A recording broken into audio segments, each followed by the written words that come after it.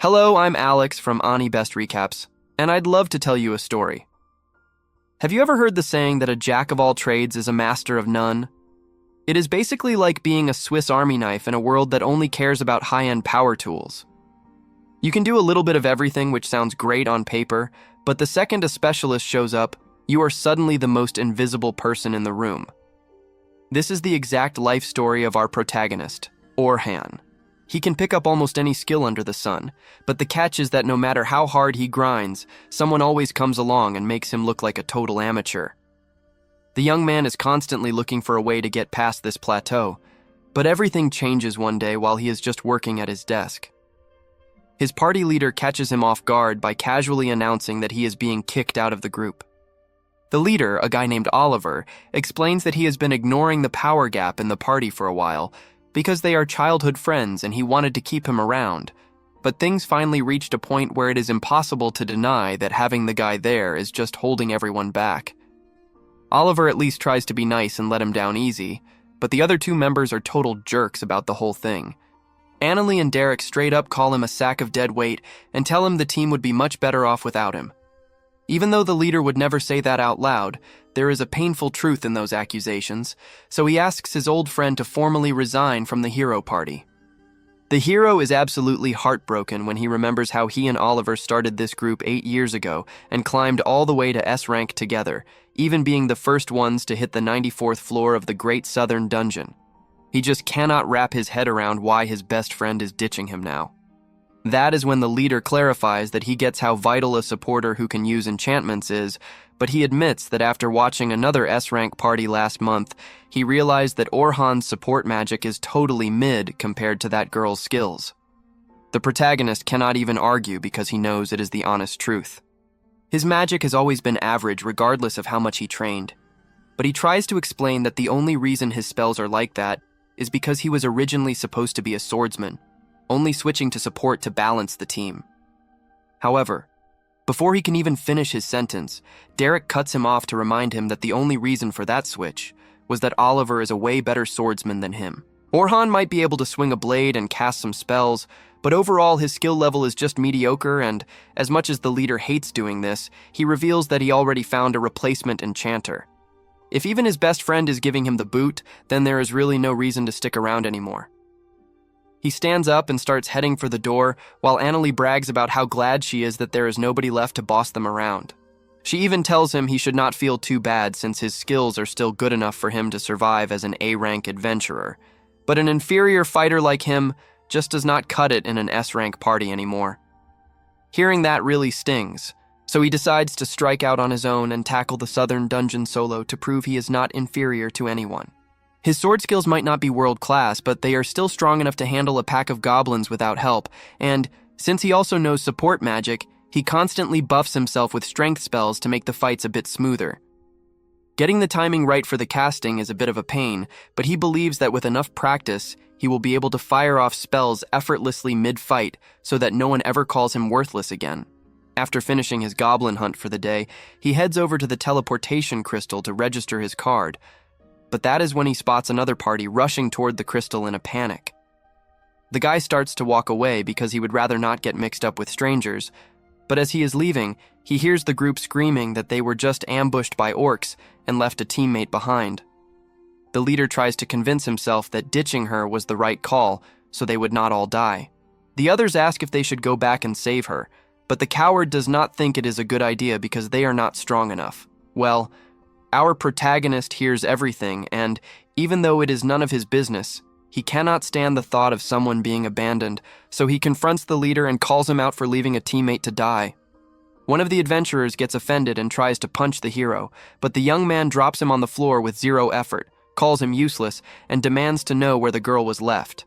Meanwhile, in another part of the dungeon, the girl in question is cornered by monsters closing in fast. She tries to put up a barrier to stay safe, but she has nowhere to run, and it is only a matter of time before the orcs smash through everything. Tears well up in her eyes when the protection finally breaks and her fate seems sealed, but at the very last second, a wind spell is blasted in front of the creatures, blowing them back and giving the hero time to step in front of the girl to protect her. The young woman is in total shock, but before she can say a word, the fighting starts up again, and her savior rushes in to intercept the attack. Sofia assumes he must be a swordsman, but to her surprise, she sees the guy casting support magic on himself right in the middle of the brawl. Next, he slices one of the orcs in half, and, to make things easier, enchants his blade with sharpness level 5 to deal with the rest. There are way more monsters here than he expected, which makes him think maybe he owes the previous group an apology later, but for someone with his experience, this is still a walk in the park. The remaining orcs charge all at once, but the warrior starts carving through them one after another, leaving Sofia stunned because she has never seen anything like it before. When everything is over, he asks if the girl is okay, but she is so overwhelmed that her only reaction is to collapse and start crying her eyes out. The hero makes sure she is safe and helps her out of the dungeon, starting to walk away right after, but the young woman calls out to him to thank him properly, introducing herself as Sofia Claudel. The protagonist recognizes the family name and spots the crest on her cloak, leaving no doubt about who she is. He introduces himself as well, and soon after, Sofia offers to treat him to dinner that night as a thank you. At first he tries to turn it down, but the girl is so persistent that he eventually gives in and accepts the invite. A little while later, she leads him to one of her favorite restaurants, and though it is not the fanciest place in the world, she promises the food is amazing.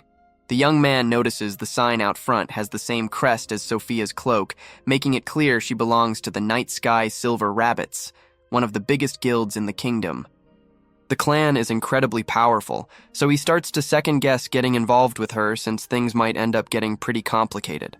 Suddenly, Sofia notices her sister sitting at one of the restaurant tables and decides to head over to ask what she is doing there. Selma explains that she had a meeting nearby and decided to grab dinner at the spot, but she immediately switches the subject and questions why Sofia is with a man, since in her eyes the girl is way too young to have a boyfriend.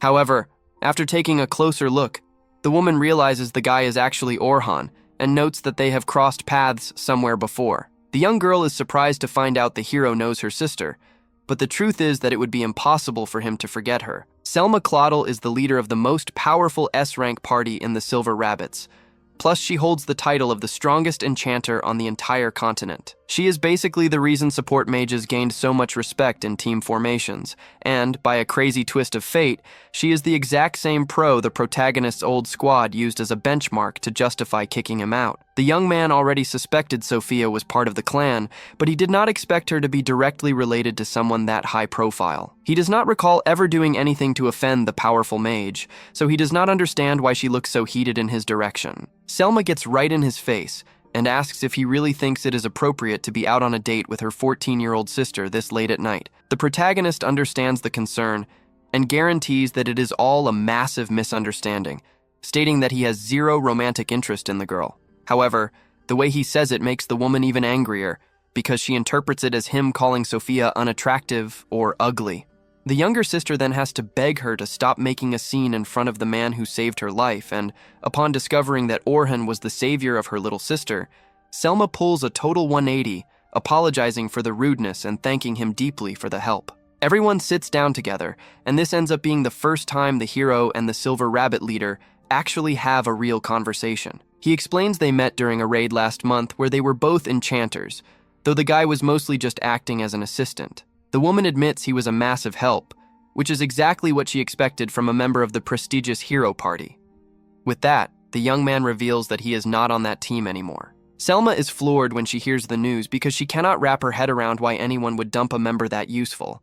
But since she is a strategist who does not miss an opportunity, she immediately asks if he would be interested in a job. The protagonist mentions he wants to go solo for a bit to avoid getting tied down to any clan, but the mage insists she just needs someone to help with a training expedition starting tomorrow, promising the pay will be insane. The focus would be just to teach the new recruits during a 3-day trek down to the 50th floor. Even though there are already A-rank adventurers leading the mission, the leader confesses she would feel way better if he were there. After all, after working together on that last raid, she saw exactly how capable the young man is as an enchanter. The hero is honored by the respect, but reminds her that he was literally booted for being considered a weak support compared to her, and says he is done being limited to just support magic, turning down the offer politely. The woman is surprised by the rejection, but decides not to push it if that is what he wants. However, Sofia starts pleading with him to reconsider, saying she would feel so much safer on the expedition if he were present. Going back to the support grind was not the plan, but seeing the girl beg like that makes him soften up, and he promises to think it over before giving a final answer. Selma is happy with the possibility, and the guy sets one condition. He will only accept if he can fight using his sword, since he is finished being restricted to just enchantments. The mage can barely believe what she just heard, because she has never seen a supporter switch to direct combat and seriously doubts he is any good at it.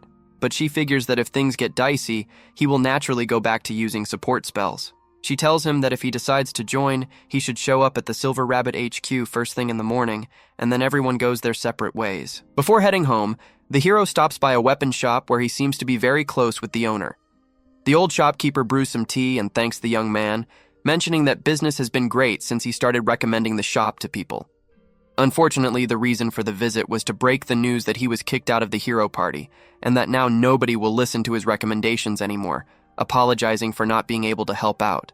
The old man tells him there is no need for apologies because regardless of being in a famous group, he is still the same solid guy. The shopkeeper even encourages the protagonist to start living for himself from now on and help people however he wants. The next morning, the protagonist heads to the guild HQ and meets President Vince Breyer, who says it is a pleasure to meet someone he has heard so much about.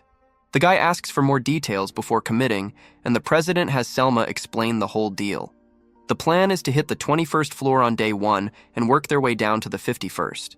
Before the young man arrived, the mage and the president were actually talking about how brain-dead the hero party was for letting him go. In her eyes, that old team is going to be way weaker now, since Orhun's support magic was basically carrying their battles. While his spells did not have massive power, his casting speed was insane, being at least 4 times faster than Selma's. Plus, he could juggle multiple original spells at once while scouting the whole battlefield to make the best moves. Vince finds it hard to believe someone that talented was labeled useless, but the mage thinks he was just so good at his job that his teammates never even noticed how much he was contributing to their success. Back in the present, she finishes explaining that there will be 10 rookie groups with only 5 escorts total, including the 2 of them. The idea is for the newbies to handle everything on their own, but the vets will step in if things get messy. The guy gets the logistics, but wonders why there are only 5 protectors. For a short run like this, the normal move would be to hire as many people as possible to minimize risk. The leader gives a weak excuse about not wanting to make it too easy for the kids, but the hero can tell there is something else going on that she is not telling him. They must have some secret objective they are trying to reach, and it is obvious they would not tell Orhun anything since he is an outsider, so the guy just decides to set that doubt aside and roll with the plan. Vince thanks him for his understanding and, as part of the deal, hands over 2 gold coins in advance, promising another 10 once the mission is successfully finished. Our protagonist even questions if they are sure about this, since the value is equal to a full year of living expenses for just a few days of work. But Selma guarantees that he is worth every penny to the clan. The next day, the hero arrives early at the dungeon entrance as agreed, and immediately spots several rookie adventurers getting ready nearby. Shortly after, the Claudel sisters show up, and Sofia looks radiant seeing the guy, showing a level of happiness that Selma considers a bit over the top. So much so that she makes a point to remind him that the youngest isn't 18 yet, and that he should not try any funny business. Changing the subject, the leader asks why he is standing so far from the rest of the group, and the guy explains that he didn't want to make the recruits nervous since they've never seen him before. It is a solid argument. But since they'll need to get to know each other sooner or later, Sofia offers to handle the introductions.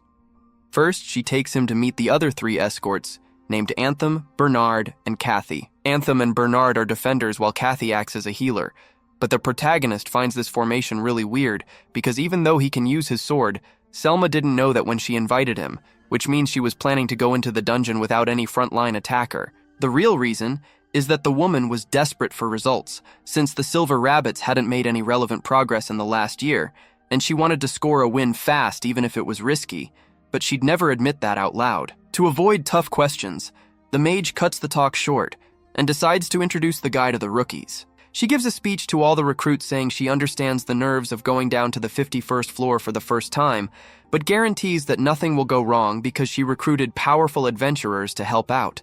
With that, she introduces the hero as the cornerstone of the operation and reveals to the crowd that he has already reached the 94th floor, so everyone can trust him blindly. The rookies are amazed by the guy's achievements, especially when they find out he was an official member of the hero party, leaving our protagonist not knowing how to react to so much attention. With the intros done, the leader orders everyone to do a final gear check and asks the guy to specifically escort Group 10 because they are the most promising rookies, believing they can learn a lot from his example. Meeting his team, he finds out that Sofia is part of it, but finds it weird that there are only 3 members while all the other groups have 4. Logan, the party's enchanter, arrogantly claims it's because none of the other rookies can keep up with them, so they were grouped together instead. The boy says he'll surpass Selma one day, and the hero actually admires the ambition, but notes that the young man's attitude is a problem. Next is Caroline, who introduces herself as the group's defender, leaving the guy confused because she isn't wearing armor or even carrying a shield.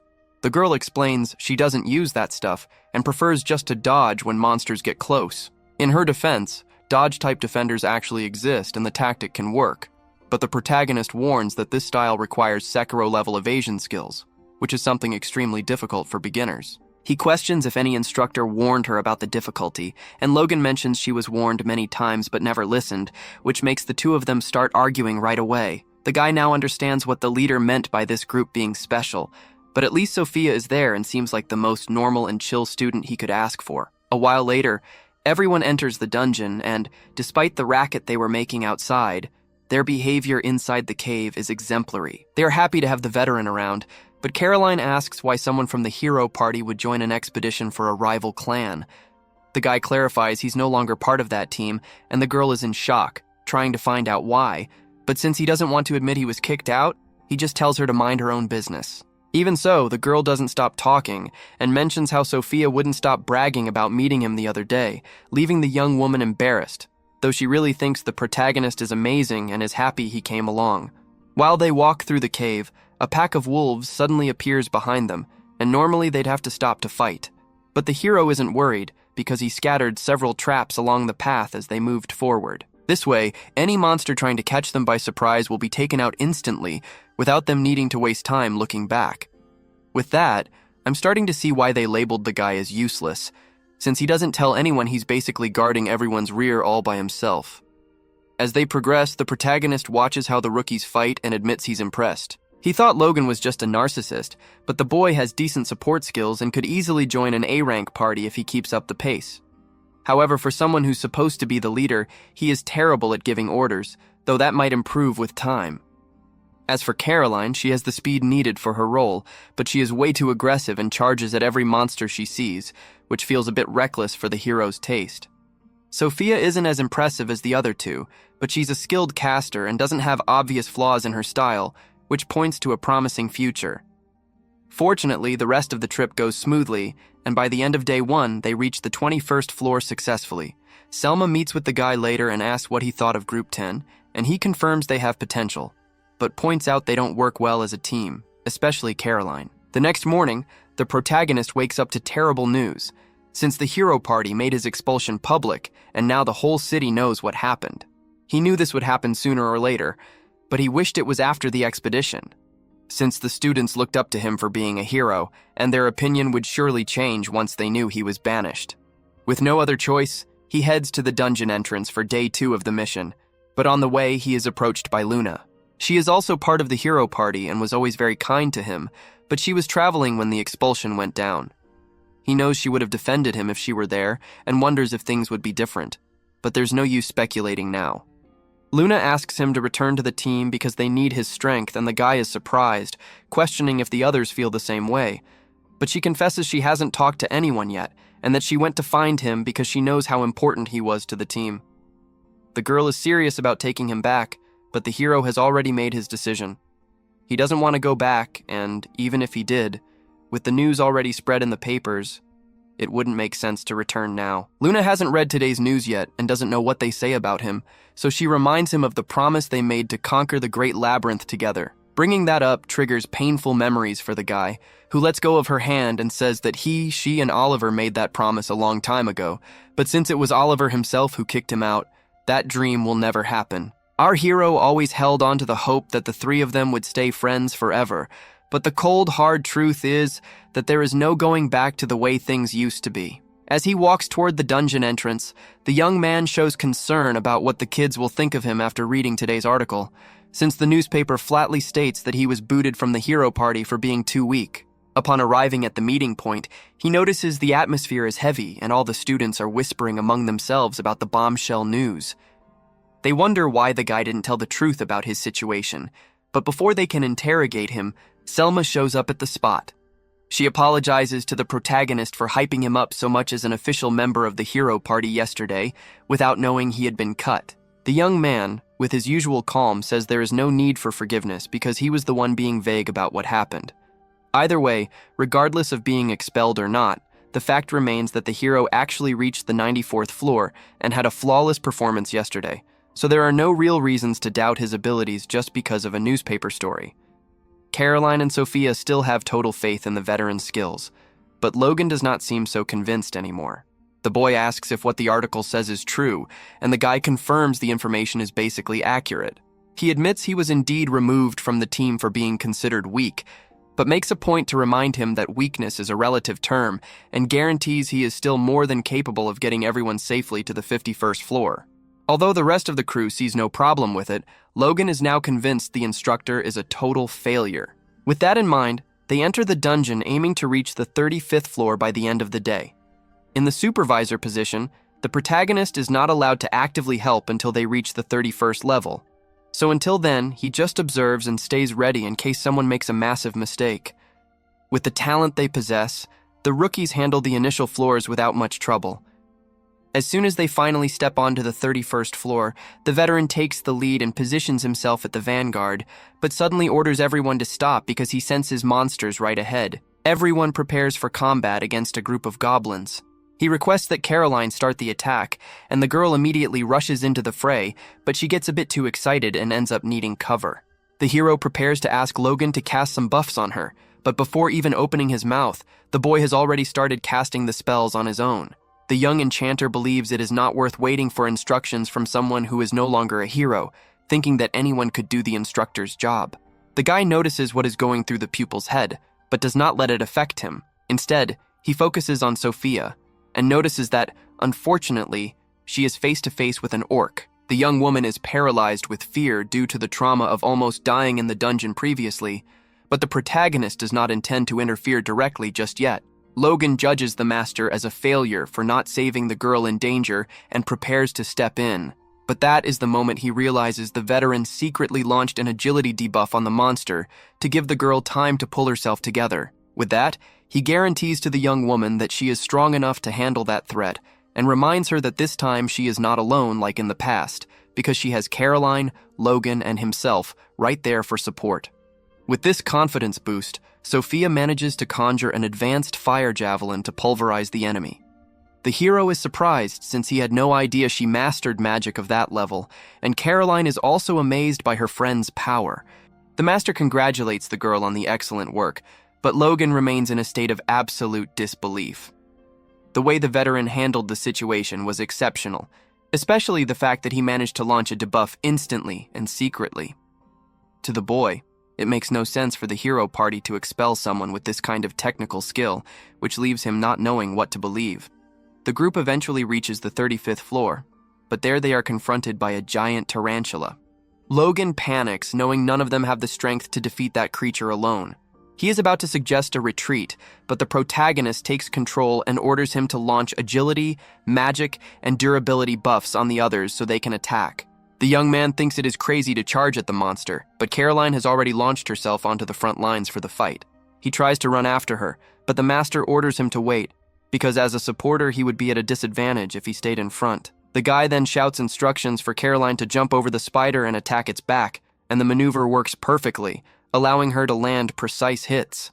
The spider is now focused only on her, so the hero asks the defender to keep the monster's attention, but be careful not to touch the venom. The girl's agility is the only thing keeping her alive, so the master instructs Logan to keep the spell active, while ordering Sofia to prepare her attack magic. As soon as she finishes the casting, the young woman launches several air blades at the creature, severing 4 of the spider's legs and making it collapse to the floor. However, the battle has not ended yet. The veteran asks Logan to launch another strength and agility buff on Caroline. At first, the boy does not understand why, but a moment later, the spider spits a web and starts pulling Caroline toward its mouth. That was why the master asked for the strength buff in advance, to allow her to break free on her own.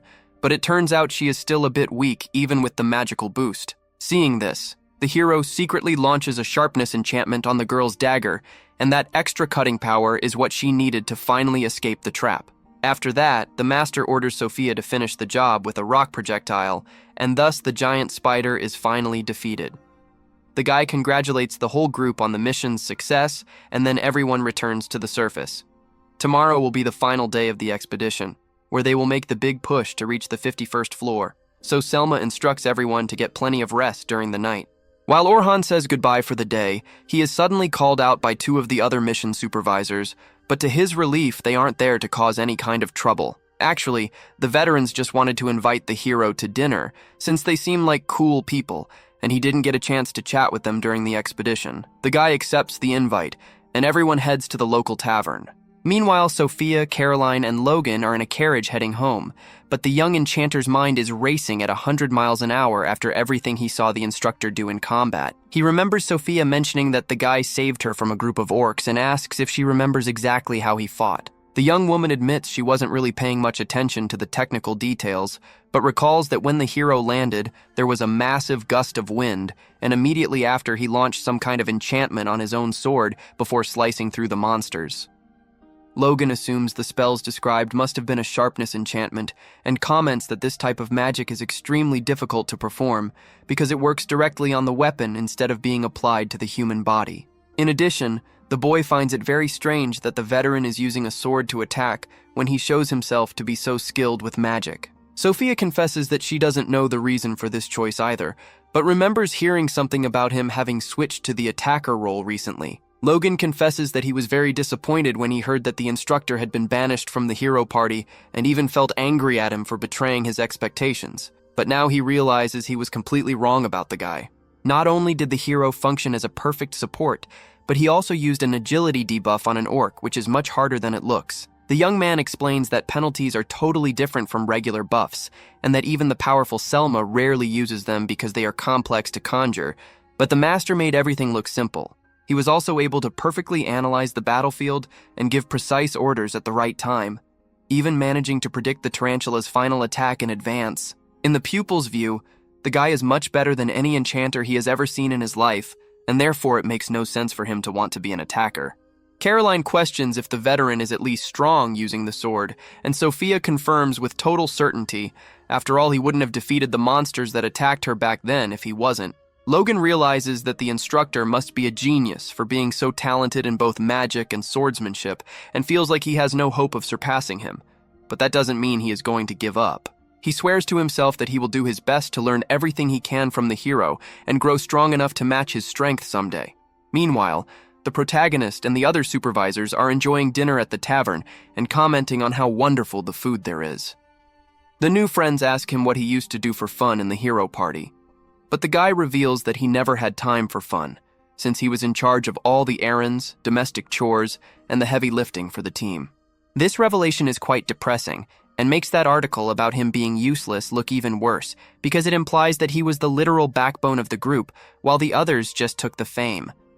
The veterans say he should just ignore those ungrateful jerks, and hearing this support means a lot to the young man, who thanks them for the kindness.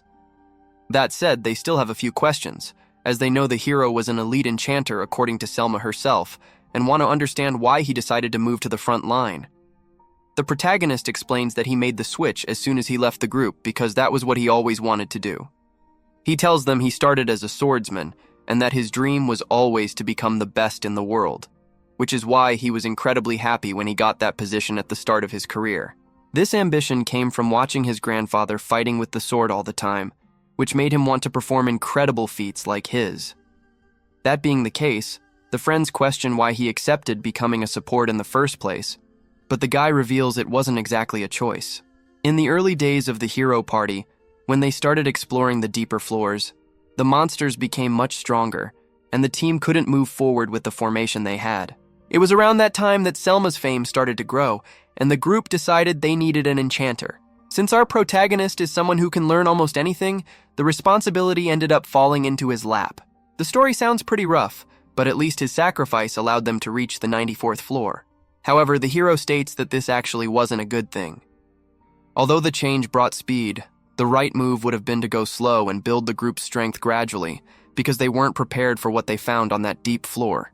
He states with conviction that there isn't the slightest chance of the hero party getting past that point the way they are now, and that trying it would be a stupidity beyond measure. The companions noticed the atmosphere got tense and changed the subject, asking what kind of swordsman he wants to be. The guy reveals that he aspires to be a jack-of-all-trades swordsman, someone capable of going through even the most dangerous floors completely alone. The others are amazed, as they have never heard of a dream like that, but believe that since it's him, it's something totally possible to achieve. The next day, the hero party decides to dive headfirst into the dungeon, and remember how Orhun warned it would be an absolute brain-dead move to try and clear the 94th floor right now?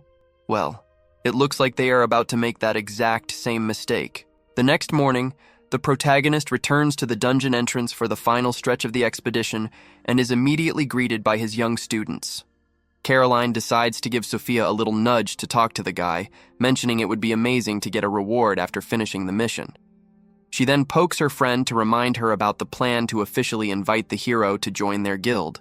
But just as the girl is about to open her mouth, Selma calls the man over, and he is forced to step away for a bit. While walking toward the leader, the master hears several students commenting that the hero party intends to reach the deepest part of the cave today. They are apparently starting at floor 92, and hearing this, the hero pauses because he cannot believe they would be so reckless, especially after replacing a vital member just a few days ago with zero time to train. He starts to stress out thinking about the disaster that is coming, but then reality hits and he realizes this is no longer his problem. Meanwhile, the hero party has just arrived at the 92nd floor of the southern dungeon with their new recruit, Philly Carpenter. For some bizarre reason, they did not even bother to check the team's synergy before this, but just to say they were not totally insane, Philly's resume was actually pretty stacked. 2 days ago, the girl was introduced to everyone and claimed to have already reached the 100th floor of the western dungeon, so the group assumed it would be a cakewalk for her to do the same here. Annalie and Derek are convinced the new girl's buffs will be 1,000 times better than anything the protagonist could do, and immediately start throwing shade at their former companion. Derek and Annalie were especially annoyed because the hero never let them throw extravagant, flashy parties, even with a fortune sitting in the party's bank account. Hearing this talk already sets off red flags for Philly, because those two sound like the type of people who would already be broke if the man had not been managing their finances with an iron fist. Oliver interrupts the conversation and asks everyone to stop talking about the former member, as the day is meant to welcome the new recruit. Just then, Luna appears furious because she just found out the hero joined the Silver Rabbits expedition and is shocked to see the others already replaced him without even asking her first. She questions why their friend is with the rival guild, and Derek and Annalie can barely believe he managed to get into such a prestigious group in such a short time. But to them, it does not change a thing since he is no longer part of the party. Initially, the girl thought the hero had given up on carrying the group on his back because they were slowing him down, but Derek proudly states that they were the ones who kicked him out. Luna is speechless at such stupidity and reminds everyone that the man was literally the core of the team and that without him, they never would have made it this far. But the others refuse to accept reality. Derek says that no matter how much the companion admires the protagonist, he will always be a fifth-rate enchanter and a loser, while also pointing out he is already gone, so there is no point complaining. The girl does not like this one bit, but she knows there is no way to convince her friend to come back now, so she just grits her teeth and accepts the loss. The others take her silence as agreement, so Oliver decides to double down on the stupidity and announces that he wants to test Philly's synergy right there on the 92nd floor, and if all goes well, they will move to the 94th to break the record.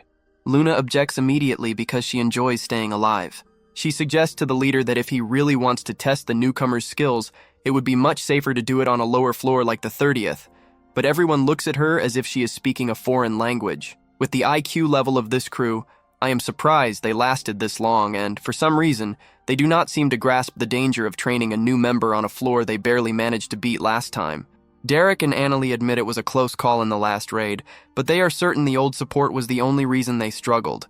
So with someone like the new recruit, who has to be 1,000 times better, there will be no issues. The girl is still against the idea since there is a black dragon on that floor and she does not want to be roasted alive. But Oliver warns they are doing it regardless, and she cannot refuse. Honestly, she probably should have bailed right then, but since she did not want to give up on the group yet, she ended up going along and the result was just as disastrous as she imagined. The party is currently facing a giant mammoth that normally would not be a challenge, but when they try to attack, the leader's sword does absolutely no damage. Derek can barely block the creature's charges, and Annalie's fire magic looks more like a bunch of firecrackers. No one understands what is happening, as they thought they would get stronger with the newcomer's buffs, but it is exactly the opposite. Philly can barely keep the enchantments active and, because she is totally overwhelmed, she cannot analyze the battlefield to give instructions, leaving the decisions to the others. And if you have been paying attention to their track record, you know the score for good calls is 0. The leader's brain finally starts working, and he realizes he and the group are much weaker than they thought, but he still does not understand why. The whole time Luna just watched from a distance and prepares to explain where they messed up now that reality has knocked on the door. But suddenly everyone hears a terrifying roar, and it is exactly the black dragon the girl feared so much. The beast lands, crushing the mammoth in an instant and knocking everyone down, causing the mage to scream for everyone to run, but Derek and Annalie are still lacking in intelligence. Even seeing the monster obliterate the mammoth they could not even hurt, they still think they have a chance to win, and Oliver joins in on this delusional optimism. They already defeated the dragon once, so the leader assumes they can do it again. But that only happened because the protagonist was there with them, and it seems they still have not understood this vital detail. Derek runs to try and block a fireball from the beast, but he had no idea what was waiting for him, and as soon as the fire hits, he is thrown to the ground, looking like a piece of burnt toast. Luna rushes to heal him, and Philly is frozen with fear, regretting every choice that led her to that group. Annalie tries to launch a fire javelin at the dragon and even hits it, but the damage was practically negative because the creature did not even feel it, and the girl is left speechless. Thanks to the useless attack, the beast focuses on her and launches a fireball, making the girl try to hide behind a rock, but she is still tossed several feet away. Oliver enters a panic watching everything go wrong, and Luna screams for him to wake up because they need to escape before it is too late. He finally comes to his senses and agrees that his companion is right, but now they have a huge problem because the dragon is charging a fire breath and the other 2 members are still unconscious. The girl asks the leader to buy time while she heals the wounded, and he orders Philly to launch every possible buff on him. The newcomer obeys, and the warrior starts charging his ultimate move. However, when Oliver's attack collides with the dragon's fire, it is completely negated, and the young man is sent flying away as well. The leader falls into despair, because if even his strongest hit did not hurt the beast, what else can they do? Luna is disappointed to see the commander's pathetic state, and says the only option is to use the fickle gate they keep for emergencies. This magic item creates a forced connection between dungeon levels, allowing instant travel, but it is risky because you are teleported to the boss room of a totally random floor. Philly thinks it is too dangerous since they would have to fight another boss as soon as they crossed, but it is not like they have a chance against the dragon if they stay, so they decide to use the gate and pray they land on an easy floor. Oliver activates the item and, after picking up the unconscious companions, they prepare to jump. But at the last second, the dragon blocks the way with a wall of fire and, as it charges toward them, it ends up crossing the gate instead of the group. With the beast gone, Derek sighs in relief, but Luna screams that this was the worst thing that could have happened. The leader soon realizes this means the dragon was teleported to a random boss area of the dungeon, and that it is entirely possible a bunch of rookies will find the beast because of them. The girl warns they need to get back to the guild and alert everyone so they can force the teleport of all adventurers out as soon as possible. All guild cards have this function for emergencies, and this is the only way to ensure no one gets hurt. Oliver is worried because they will certainly receive heavy penalties from the guild for this mess, but saving people is more important, so he prepares to return immediately. However, Luna reminds him the other 2 are still too weak to walk, and that he will have to wait for the healing to finish. While tending to them, she warns they will have to fight the dragon again after the forced teleport request, and that when that happens, she needs him to swap Philly for Orhun. The leader did not expect to hear this, and, in truth, Luna hates the idea of making her friend fix their mess after everything he went through, but there is no choice. She explains that the reason everyone seems so weak now is exactly the absence of the hero. She says that individually none of them got worse, but the warrior does not believe it, because his divine slash did not even scratch the creature. However, the mage explains that this was the fault of his own recklessness. The strength of a buff depends on who launches it, but the duration depends on the magic resistance of the recipient, and Oliver has a very high resistance, which makes Philly's spells last only a minute before needing to be renewed. This was never a problem for the protagonist because he could monitor the spell timings perfectly.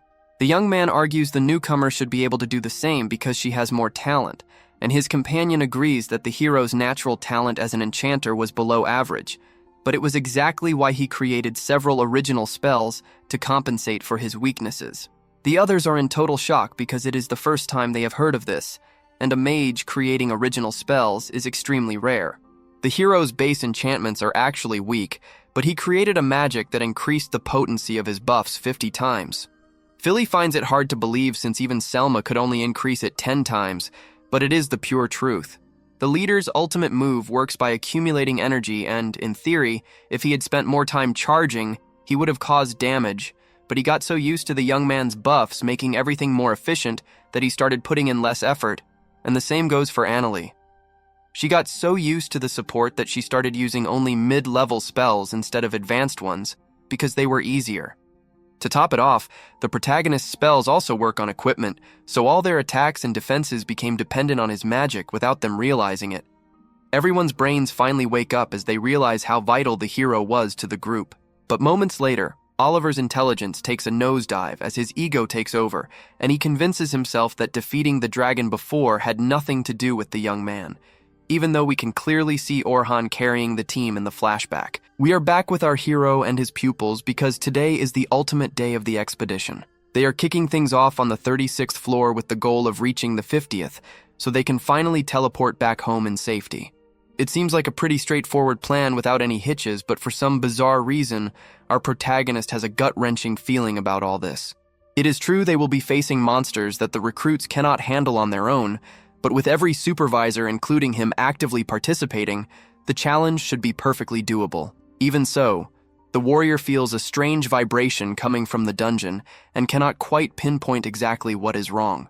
He tries to find a reason for this fear, but ends up getting distracted by the kids calling for him, and even against his instincts, decides to brush aside his worries for now. Caroline keeps pestering the veteran for tips to improve her combat skills because she wants to wipe out as many monsters as possible, but the master warns her that there is a limit to what she can do while she is still a total newbie. He reminds the girl that a defender's job is to protect the party, so she should not be so focused on charging ahead like a maniac all the time, though the young lady complains that playing it safe is no fun at all. Logan decides to jump in and tells his friend to be grateful for the advice from the veteran, mentioning that even Albert used to say the exact same thing. Hearing that name immediately catches the hero's attention, since Albert Sensible was the famous ace adventurer of the Silver Rabbit Guild. The man passed away last year while facing the Black Dragon on the 92nd floor, and Caroline seems to know quite a bit about the case, revealing that he died protecting a teammate, even though that was technically the defender's responsibility. The girl does not want to let anything like that happen to her team,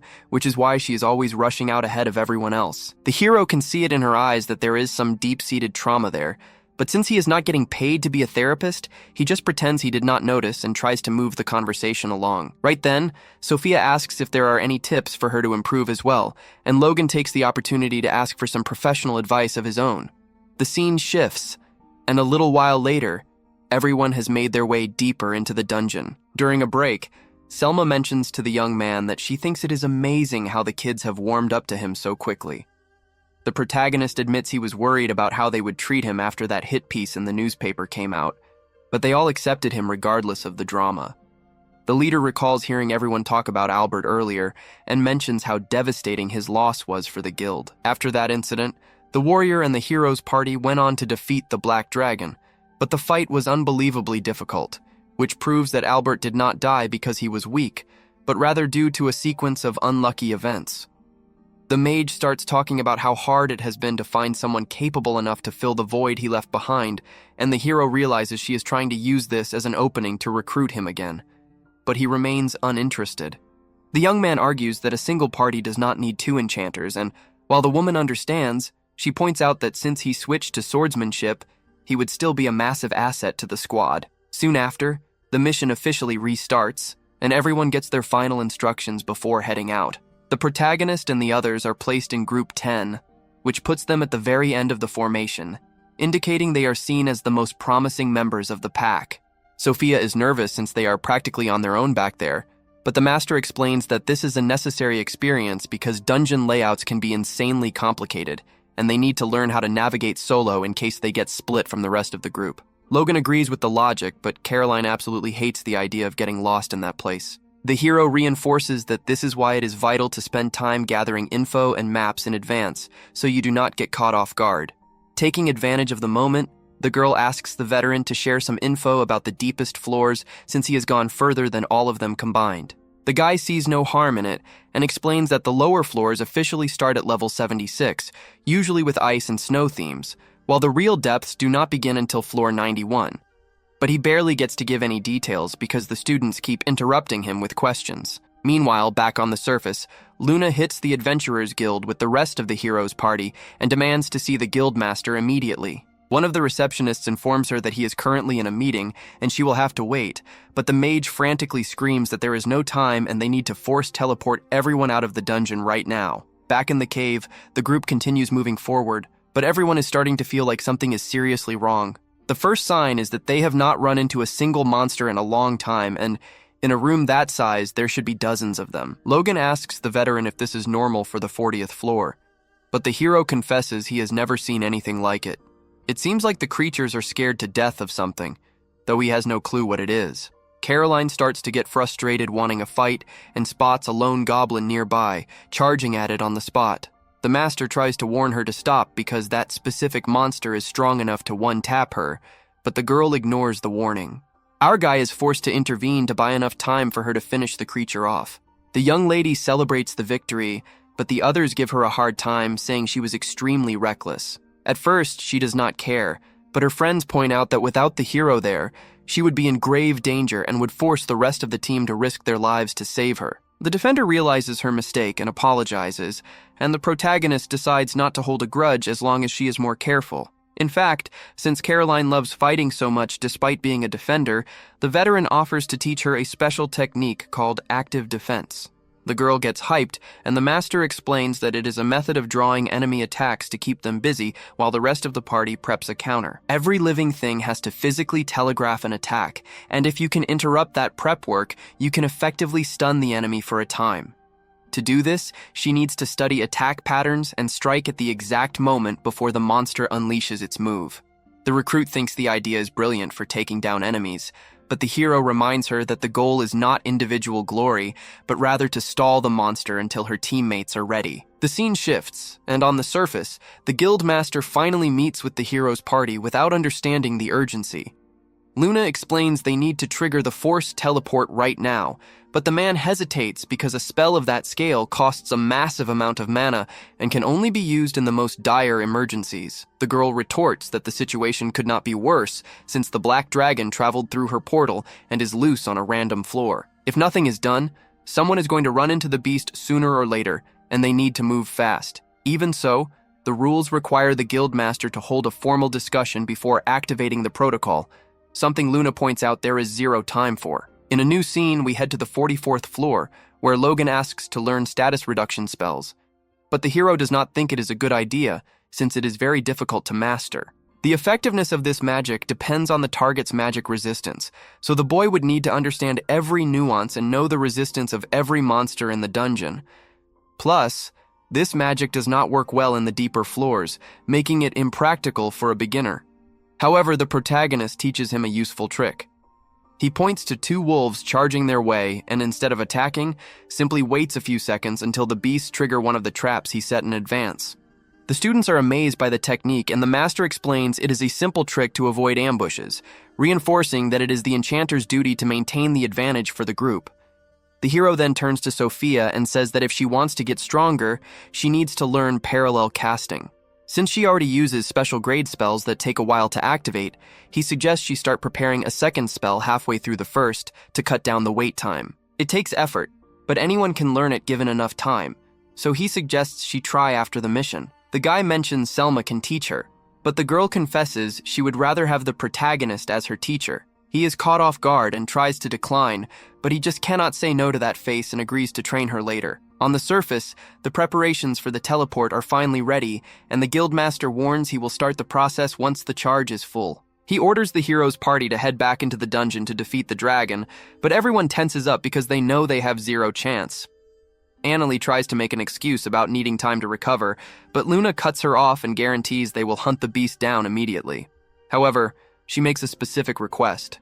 And what would that request be? Well, we are likely to find out soon because the scene changes again, and inside the dungeon, the group finally reaches the boss room. Since the enemy is too advanced for the recruits, the supervisors take over the fight. The hero heads to the front lines, and as soon as the combat begins, he rushes forward to distract the troll while the others prepare their attack. The veteran controls the battlefield movement with a level of mastery and intelligence that is incredibly satisfying to watch, and, thanks to him, the monster is defeated in just a few minutes. Everything seems to be going perfectly, but on the hero's party side, the situation is grim. They are heading back to the dungeon with Luna leading the way, and the others do not understand why she asked to teleport those between floors 40 and 50 first. The girl explains it is because the hero is likely on one of those levels, and they are going to desperately need his help if they want to survive the dragon. We return to Orhun, and he is, along with his students, in the boss room of the 50th floor, where they just defeated a giant crab monster, meaning the mission is officially over, or at least in theory. Just when the young man thought he could finally relax, the space above everyone begins to crack and the black dragon suddenly appears, leaving every single person in the room in a state of absolute terror, while I am practically breathless and totally hyped for this fight. Selma and the other supervisors are straight up speechless because they know exactly how lethal that dragon is. And even our hero has no clue how to handle this, since there is zero chance they can win with their current setup. Their only real play is to try and push past the beast or reach the teleportation crystal, but that is way easier said than done, especially when everyone else is too terrified to even flinch. Monsters usually hunt for the largest crowds, meaning the students would be the first victims. And while Orhun knows he could easily survive if he bailed right now, there is no way he would ever abandon those kids. He decides to roll the dice and fight the black dragon to the death. He yells at the other supervisors, ordering them to do everything in their power to keep the recruits alive, which finally snaps them out of their daze so they can get into a defensive formation while he charges the dragon head-on. Just as the warrior predicted, the dragon aims a massive fireball straight at the group, and even though they have a barrier up, they all know it cannot tank a blast of dragon breath like that. However, at the moment of impact, the young man manages to cast a split-second buff to strengthen the shield just enough for everyone to survive. It happened so fast that hardly anyone besides Selma realized support magic had even been used, but the warrior has much bigger problems to deal with now. He is currently looking for an opening to attack, so he hurls a dagger at the dragon's eye, and while the beast manages to blink just in time to protect itself, that was exactly what the hero expected to happen. With its eyes closed, he jumps into the air and aims for its neck with a strike so powerful that it causes a small explosion. The others are amazed he could unleash that much power with one hit, but even an attack like that was not enough to put the dragon down. In fact, the monster looks completely unharmed, which has everyone panicking, but the master assures them he has a plan. He puts on a necklace and charges back into the fray, and as the dragon shoots another fireball at him, the protagonist redirects it with a reflective wall spell. Logan is stunned by what he just saw because he has never heard of a spell that sends attacks back at the enemy, and that is because this is one of the hero's original spells. The warrior hoped the dragon's own fire would wound it, but it is still perfectly fine, so he decides it is time for some drastic measures. He casts a status boost spell on himself to double the stats of all core attributes, but Selma is still worried because even if he is strong, a simple double boost will not be enough to compete with a dragon. However, the young man never intended to stop there, and proceeds to cast Status Boost 4 more times, raising his power to 32 times his original base. Selma is left in total disbelief because normally, trying to cast the same spell multiple times just resets the duration without stacking the effects. So she has no clue how he pulled off such an unbelievable feat, but something tells her this is not his only trick. With a 32 times boost, the protagonist moves so fast the others cannot even track him, but he cannot maintain this for long since casting the equivalent of 30 spells at once takes a massive toll on his body. He wants to end the battle immediately, so he jumps at the dragon again. But while he is midair, the beast swings its tail to knock him out of the sky. However, the warrior creates a floating platform under his feet to avoid the tail swipe. That platform was not a spell. It was the work of a special ability called magical convergence, which allows him to gather magic in a single point and materialize it. He also uses raw magic to propel himself through the air, making his kit extremely versatile, though he is not the only one with this power. Oliver also has this ability, but instead of using it for mobility, he uses it to beef up his attacks. The hero casts a series of buffs on his sword as he goes in for another strike, and this time, he actually manages to do decent damage, but the strain from maintaining those buffs is catching up to him. Selma can see he is struggling, but the other supervisors are not strong enough to keep up, and she knows she would not be much help either. This is the first time she has felt genuine terror in a long time, and her body will not stop shaking, but she still does her best to keep the students safe so the protagonist can focus. Years ago, when the hero was a kid, he spent all day playing with Luna and Oliver in the village, but everything changed when the Fire Nation attacked. He and Oliver were training outside that day, and by the time they returned, they found the entire village burnt to the ground by bandits and everyone they knew slaughtered. Both were heartbroken and hated themselves for being unable to protect their people. But they spent the day burying the bodies and swore they would become strong enough to make sure a tragedy like that never happens again. That is a promise the protagonist has worked his entire life to keep, and he will not let a single dragon stand in the way of him protecting his friends. A purple mist begins to surround the dragon, indicating it is about to unleash its most powerful attack, and Selma wonders what the warrior has planned. He figures out the mist works like magical convergence, meaning the dragon is gathering energy to form weapons in every direction. But since it is using fewer weapons than the last time he fought one, it must be underestimating him. He takes advantage of that, dashing from side to side to avoid the fire while using a fireball as a distraction to get close for another strike. Unfortunately, with the extra energy the dragon accumulated, its scales have become too tough to cut through. To make matters worse, the dragon constantly bombards him with mana attacks, forcing the hero to put up a rock wall for protection. That did not work out well because the dragon curved a spear around the wall, leaving the warrior completely vulnerable. Fortunately, he had precast a reflective wall just in case, but he really could have died right there. The others watch with bated breath, but Selma knows it won't be easy because the hero still has not landed a decisive blow. Fighting solo is way tougher than he thought, and as much as he hates his former party for betraying him, he cannot deny they were useful. Last time, Derek and Luna blocked the mana attacks while Annalie provided cover fire and Oliver finished the job, but now he is forced to do everyone's job at once.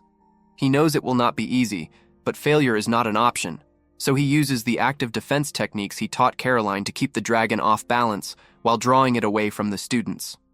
Once at a safe distance, he unleashes a massive wave of fire blasts. The dragon remains mostly unharmed, but the warrior knew that, which is why he modified the spells to act as traps that absorb mana to reactivate with greater intensity.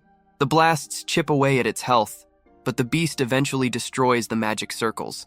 Luckily, he still has a trump card, and since Oliver dealt the final blow last time with Divine Slash, the hero decides to do the same with his own version.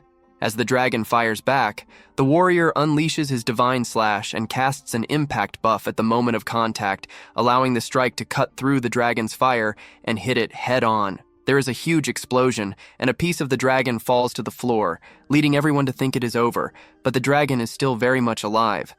It sacrificed its tail to block the slash, which the hero did not account for, but he should have expected that from a boss. The dragon fires even more blasts, forcing him to run, but mid-sprint his buff timer runs out and his strength returns to normal. Selma tries to cast her own status buff on him, but the hero cancels it immediately and tells her to stay out of this because her buffs are too weak to make a difference. He tells her to focus on the students and casts another quintuple status boost before hitting the beast with a buff thunder shock that knocks it out of the sky. The dragon crashes into the ground, but it is still alive, and the warrior is running out of tricks. His sword shatters in his hands, but the dragon is also on its last legs, so he drops the broken blade and pulls out his ultimate trump card. He casts a destruction spell to summon a pure black greatsword made of highly compressed magic, a weapon no one has ever seen him use. The protagonist jumps at the dragon for one final face-off, bouncing himself off dozens of reflective walls across the battlefield to build up insane speed before finally striking from above and finishing the dragon off once and for all. Back on the surface, Orhun's old party is frantically rushing back to the entrance when the forced teleportation finally kicks in, pulling everyone inside the dungeon back to safety just as planned. But their shock is absolute when they reach the entrance and stumble upon the massive carcass of the black dragon. The initial scare is huge, but Luna quickly realizes the beast is stone dead and must have been brought back along with some adventurers during the teleport. Right there, next to the monster's remains, she spots Orhun. He is leaning on his sword, using every last bit of strength he has left to stay upright.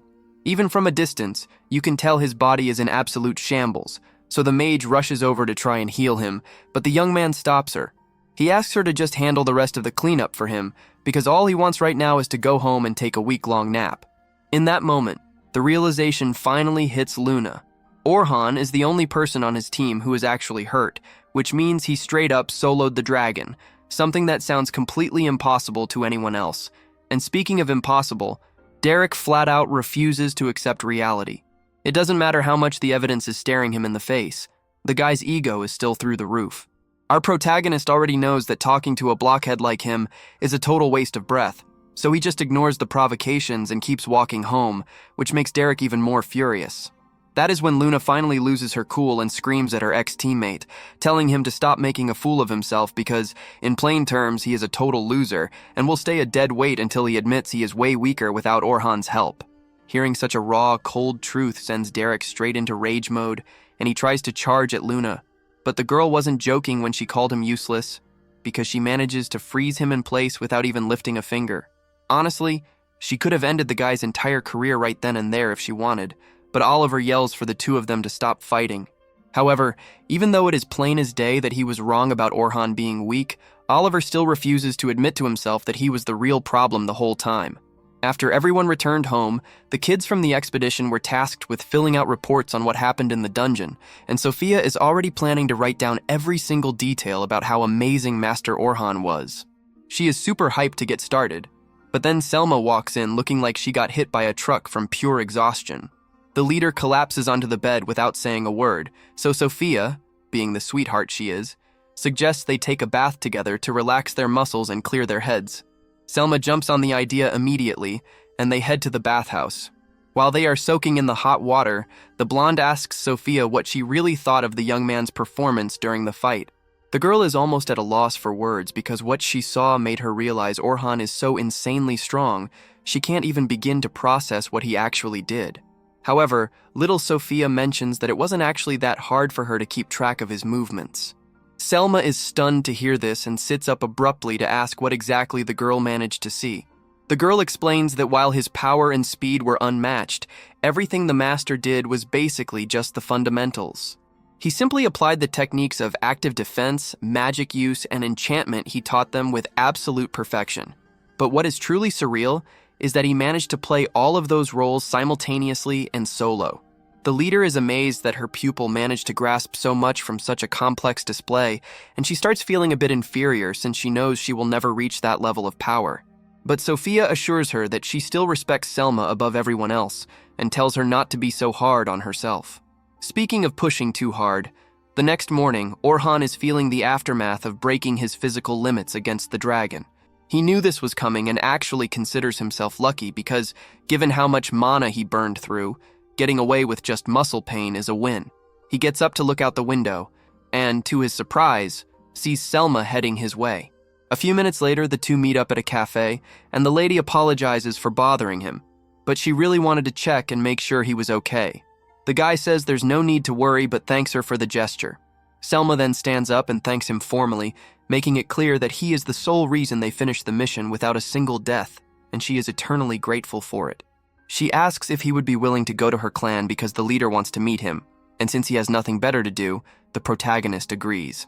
Once they arrive, the leader goes straight to the point and offers him a spot in the Silver Rabbits.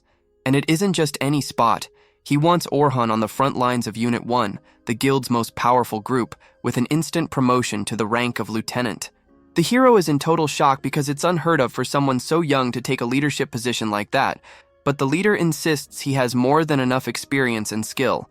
The boy is flattered, and pretty much anyone else would have said yes on the spot, but he doesn't want to give a rushed answer and asks for some time to think it over. The boss understands and tells him to take his time. But on his way out, Orhun is told that the guildmaster of the adventurers also wants to see him, so he heads there next. On the way, He reflects on the Silver Rabbit's offer and admits it is a great deal, but the fear that things might end up like they did with his old party still haunts him. He didn't even want to think about those jerks after everything they put him through, but unfortunately, when he arrives for the meeting, he finds every single member of his old team sitting there. The guild master starts the meeting by mentioning that all reports point to Orhun killing the Black Dragon and asks if it's true. The hero confirms it, but a second later, Derek and Annalie let out a smug little laugh and say the boy should be thanking them because he just got lucky enough to land the finishing blow after they weakened the beast. I'm telling you, this level of delusion is honestly worthy of scientific study. Orhun tells Derek to shut his mouth with total authority, calling him too stupid to have a valid opinion. Derek was about to start a scene, but the guildmaster tells him to sit his butt down and stay quiet before he gets suspended. That is when our protagonist turns to Oliver and asks what on earth he was thinking, taking a rookie enchanter to the 92nd floor on her very first day. He asks if Oliver really thought it would be easy just because he had been there before, hitting the leader's ego right where it hurts. Orhun starts ripping into the guy, reminding him that he specifically warned Oliver that he wasn't strong enough for that level yet. Oliver tries to justify it by saying he thought an enchanter with more magical talent than Orhun would make things easier. But the hero isn't even mad about being fired anymore. He's mad because Oliver still doesn't understand what an enchanter actually does. The protagonist starts reciting the individual magic resistance and buff durations for every single member of the team from memory, explaining that an enchanter needs to track all those numbers while giving orders and watching the enemy's movements at the same time. He finishes by asking if Oliver honestly thinks he could pull that off if he tried. Meanwhile, back at the clan, Logan, Sofia, and Caroline are talking about the future and decide they really want Orhun to join them so they can learn more. Selma, watching from afar, wants that too, but she feels inadequate, thinking she would only slow him down because of the power gap. The kids run up to Selma to ask for the hero's address, but she hesitates, saying they would just be a burden to him. But the kids already know that. They admit it is a selfish wish, but they want to learn from him so that one day they can be strong enough to stand by his side as equals. This makes the leader realize she has a lot to learn too, and that she can work to close that gap. She gives them permission to try and convince him and lets them know he just left the guild. Orhun is leaving the building, knowing his old party is going to face a heavy penalty for the mess they caused, and he gets ready to head out when he sees the kids running toward him. Feeling like that is going to be a lot of work, he ducks into an alley and starts booking it. Because of the wounds from the day before, he can't run very fast, so he uses mana platforms to hop onto the rooftops and escape. He breathes a sigh of relief as he watches them pass right under him, but decides to lay low in his grandfather's store. The old man is confused to see his grandson hiding from children, and, after hearing that the boy wants to reject the Silver Rabbit's offer just so he doesn't hurt the kid's feelings, the grandpa gives him some solid advice. He tells Orhun he doesn't need to live his life alone just because of what happened in the past. That gives him something to think about. Later that night, on top of a hill, the hero runs into Sofia by chance. She takes the opportunity to thank him for saving their lives and asks him again to join the clan. Before answering, he asks what she thinks of the Silver Rabbits. The girl says that for her, it's the place where she belongs and where she has the best memories of her life. Those words hit our protagonist deep in his heart, and he finally makes his choice. The next morning, he meets with the leader and accepts the lieutenant position. Selma brings out the official uniform to make it real, and as soon as the others find out, they rush over to welcome the new member. Orhun smiles and says he is looking forward to working with all of them. So we get this flashback where we see that a few years back, Orhun and Oliver used to train together all the time, and on one particular day, the protagonist lost to his friend in a duel. Seeing the victory, the adults watching the fight concluded that the boy was the best candidate to use to further their objectives, but Oliver got really mad and told his rival to stop messing around because he knew the warrior was stronger than that. However, the young man just casually claimed that the winner had simply become stronger than him, and there was nothing else to it. The poster boy of the group stomped off because he knew the match was being thrown intentionally, but he could not prove it, and it turns out he was right. The hero really was throwing the fight, and could have absolutely demolished his rival if he had actually tried. A few minutes later, a girl named Sion walked up to the master and told him he was terrible at fake losing. She mentioned knowing he was only pretending to be weak, but the warrior explained that he could not push himself any further, not because his body was incapable, but because he would have to carry the heavy burden of the expectations of all the adults if they found out how strong he really was. However, in hiding his ability, he inadvertently shifted that burden onto his friend and felt guilty for it, so he decided to devote himself to helping the guy with everything he had. Suddenly, Cyan yelled at the hero and told him he should not have to take on such a burden by himself.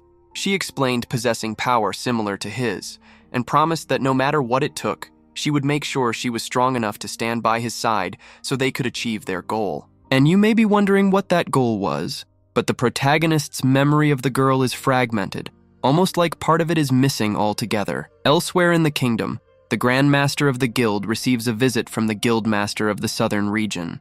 The high-ranking official is both surprised and annoyed by the sudden visit, but he knows it must be something important, so he asks for the details and is informed that someone just defeated a black dragon single-handedly in the southern dungeon.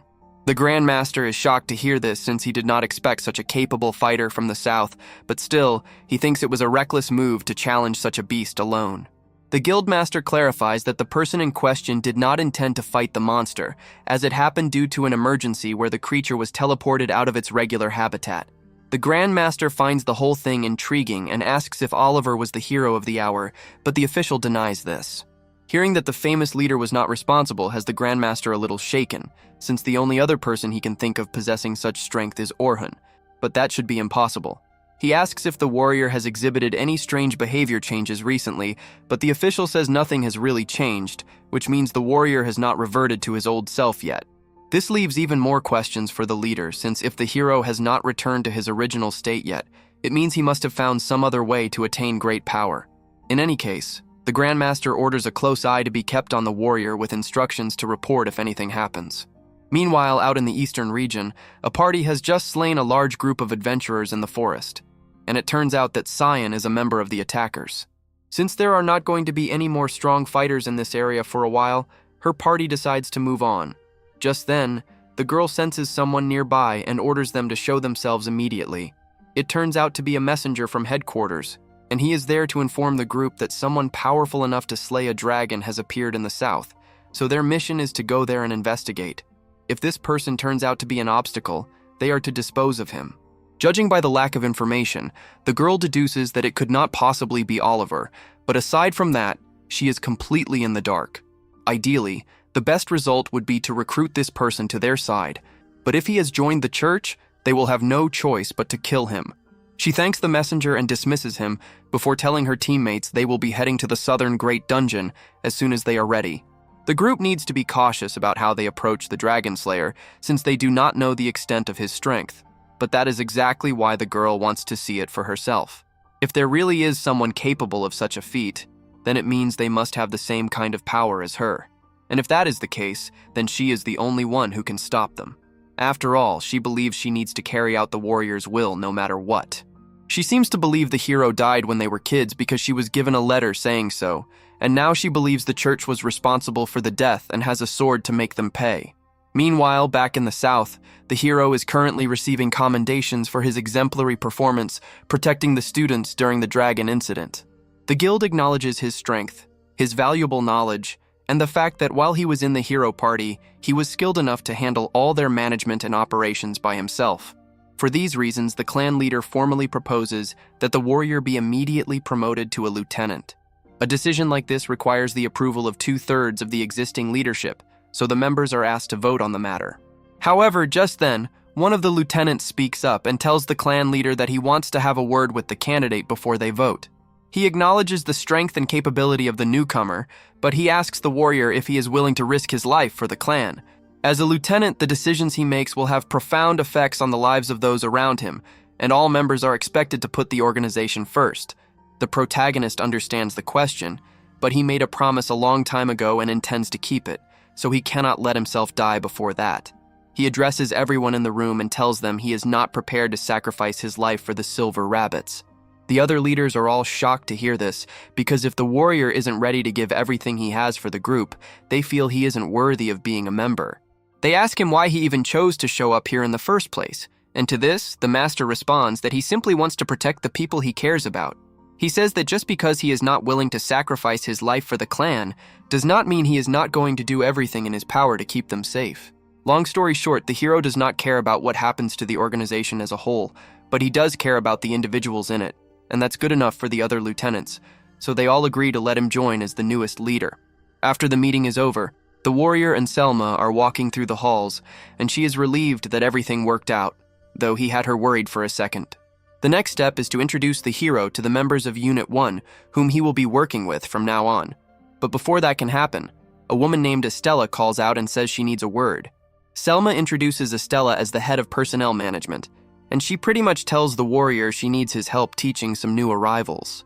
The master does not mind teaching a few adventurers, but he is a little worried because he is not sure he will have enough time to teach and manage Unit 1 at the same time. His companion understands the concern, but she explains he does not need to worry because he is going to have a lot more free time here than he did in the hero's party. For one, he is not going to be required to do all the administrative work, and they also do not go dungeon diving back to back for days on end. As a matter of fact, they have a policy against spending more than 3 days in the dungeon at one time without taking a break, and the hero is a little surprised since he did not expect things to be so laid back. In that case, the warrior agrees to teach the newbies, and Estella leaves to give him a chance to finally meet his new unit. As the hero walks into the room, he is introduced to the team, and the first to speak is Rain. Despite how she looks, she is actually 24 years old, so she tells the protagonist he is free to think of her as a big sister. But no matter how he looks at it, there is nothing big about her, and she is really self-conscious about it. Next up is Lucretia, who is 18 years old, and the last guy is Wilkes, the 20-year-old defender of the team. Now that introductions are out of the way, Wilkes asks the hero to explain how exactly he managed to defeat the Black Dragon. The warrior thinks it is important that he shares info about his abilities with his new team, so he explains that the main reason he was able to win was thanks to 2 of his original spells. One is called Impact, a spell that increases the effectiveness of weapons by 100 times. This revelation comes as a huge shock to everyone, since 100 times multiplier is unheard of. The master then goes on to explain that his second original spell allows him to increase the effectiveness of all buffs applied by 32 times, which comes as just as much of a shock, but he clarifies that he can only use it on himself, and it puts a lot of stress on his body. After learning what the hero is capable of, the others wonder why he does not just fill other party positions by himself, but that is one of his biggest flaws. He explains being only capable of using mid-level magic, and no matter how hard he tries, he has never been able to use any high-level spells. The others are surprised, and for a moment, the warrior worries they might label him as useless. He defends himself by saying his original spells can make up for his lack of high-level magic, but they really do not care about that.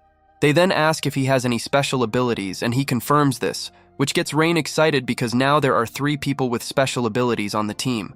Selma tells him it would be easier to show him in the dungeon tomorrow rather than trying to explain it, and the hero isn't opposed to the plan, but he informs everyone that his sword was destroyed during the battle against the dragon. The others think this is terrible news since making a new sword will take days, but the warrior says it won't actually take long since he just buys swords off the shelf at a local shop. The group is left speechless because they had no idea the Dragon Slayer was using basic swords, and they won't stand for it any longer. They drag the master to the dedicated blacksmith for the Silver Rabbit clan, Aaron, and they ask him to make a sword for the hero. Aaron is up for the task, but he says there is a problem, since a sword for someone as powerful as the warrior would need to be made from special materials from the lower floors. Normally, this would turn into a long quest, but fortunately, the protagonist happens to have a stash of special materials stored in his bracelet from back when he was part of the hero party, and since he has never had much use for the stuff, he might as well make a sword out of it. And that's where the episode ends, and I have to say, it is absolutely hilarious seeing Unit 1 lose their minds after finding out the guy who soloed a dragon was using cheap, off-the-shelf swords this entire time.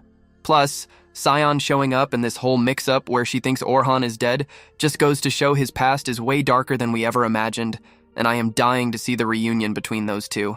Did you guys like it and want to see the continuation? Then let me know in the comments if you want the next part. Smash that like button and bring the hype to support this video, and make sure to subscribe and hit the bell so you don't miss out on any updates.